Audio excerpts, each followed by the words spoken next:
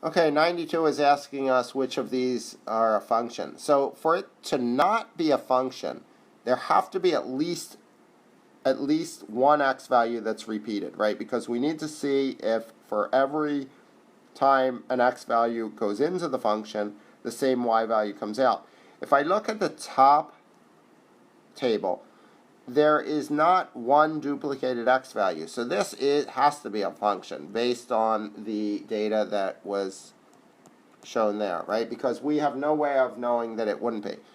The second one, I see right away that the 2 is repeated as x values. That's the only one. So now the question is, when I input a 2, does the same value come out?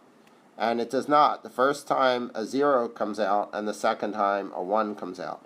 So this is not a function, not a function.